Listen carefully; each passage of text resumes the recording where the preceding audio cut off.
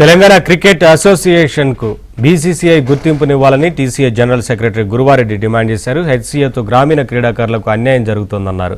గత 10 ఏళ్లలో బీసీసీఐ పంపిన 600 కోట్ల రూపాయలు హెచ్సీఏ పెద్దలు తినేశారని ఆగ్రహం వ్యక్తం చేశారు. తెలంగాణ తెలుగు తెలియని వారు హెచ్సీఏను ఏలుతున్నారంటున్న Telangana cricket association general secretary గురువారెడ్డితో మా ప్రతినిధి నరేష్ ఫేస్ టు ఫేస్.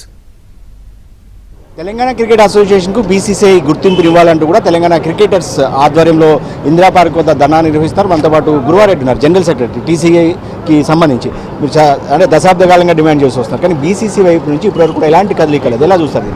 వీళ్ళు దమ్ముంటే 8-9 మంది సీనియర్ లాయర్లు, వీళ్ళు 100 కోట్ల రూపాయలు ఉన్నది కదా, ఆ కేసుకు సమాధానం చెప్పాలి. వచ్చి చిన్న అయ్యే నేను ఒక 50,000 రూపాయలు ఇచ్చి ఒక చిన్న అడ్వకేట్ని పెట్టి ఒక ఫైల్ చేసినాం అక్కడ టీసీఐ తరఫున. వీళ్ళు కోట్ల రూపాయలు, దాదాపు 8-9 కోట్ల రూపాయలు ఖర్చు పెట్టి అది కొట్లాడుతున్న కేసులో చిన్న అడ్వకేట్ వేసిన ప్రశ్నకు ఇంతవరకు సమాధానం చెప్పలే. సంవత్సరంన్నర గడిచిపోయింది. మీకు నీతి నిజాయితీ ఉంటే, ట్రాన్స్పరెంట్గా క్రికెట్ డెవలప్మెంట్ చేయదలుచుకుంటే ఆపోజిట్ లాయర్కి డబ్బులు ఇచ్చి మీరు అన్యాయాలకు అక్రమాలకు ఎందుకు ఒడిగడుతున్నారు?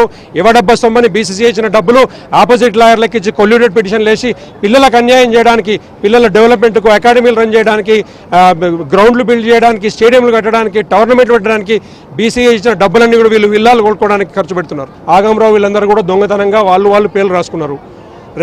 రూల్ 30 ప్రకారం బీసీసీఐ అనుమతి తీసుకోవాలి.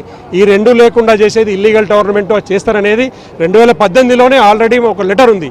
ఆ లెటర్ను వీళ్ళు ఛాలెంజ్ చేయలే. దానికి సూపర్ సెటింగ్ అటువంటి నేను చెప్తున్నా, నీకు అనుమతి లేదు, నీకు దొంగ లేదు, నువ్వు దొంగ అని నేను చెప్తున్నా. నేను దొంగని కాదు, నాకు అనుమతి ఉందని పేపర్ చూపించిన భయ్. నేను 100 సార్లు చెప్పినా నీకు అనుమతి లేదు, నీకు చూస్తున్నా, ఒక లెటర్ చూస్తున్నా, నీకున్న అనుమతి పత్రం ఏది? Telangana premier league Telangana cricket association చేస్తుందా? ఇంకా చాలా నిర్ణయాలు ఉన్నాయి, కోర్టులో కేసులు పెండింగ్ ఉన్నాయి, వీళ్ళకు నోటీసులు పోయి ఉన్నాయి. వీళ్ళకు బుద్ధి ఏమైనా ఉంటే చెప్పాలి, కోర్టులో కేసులు పెండింగ్ ఉన్నాయి, ఆ తర్వాత నిర్ణయాలు జరుగుతాయని చెప్పాలి. అంత అర్జెంటుగా రేపే టోర్నమెంట్ ఎందుకు చేయాలి? నువ్వు 19 సంవత్సరాలు ఆగి నువ్వు లీగ్ చేయకుండా 8 సంవత్సరాల కింద ఒకసారి బీసీసీ ఆపేసింది. 8 ఏళ్ల నుంచి పర్మిషన్ తెచ్చుకోలేదు.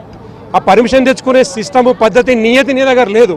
తెలంగాణ పిల్లలకు అన్యాయం చేయడానికి మొత్తం ఆంధ్ర క్రికెటర్లు, తిలక్ వర్మ ఆంధ్ర, సిరాజ్ నాన్ లోకల్ ఇక్కడ సెటిలరు, అంబటి రాయుడు నాన్ సెటిలర్. ఇక్కడ అసలు హెచ్సీఏ మీద తెలంగాణలో ప్రేమ లేదు. ఆ బసవరాజు ఆంధ్ర, ఆడు commercial taxes company private company దొంగ. ఇంకా చాముండేశ్వరనాథ్ అక్కడ అమ్మాయిలు కేసు పెడితే ఆంధ్ర క్రికెట్ మెంబర్షిప్ అయిన దొంగ.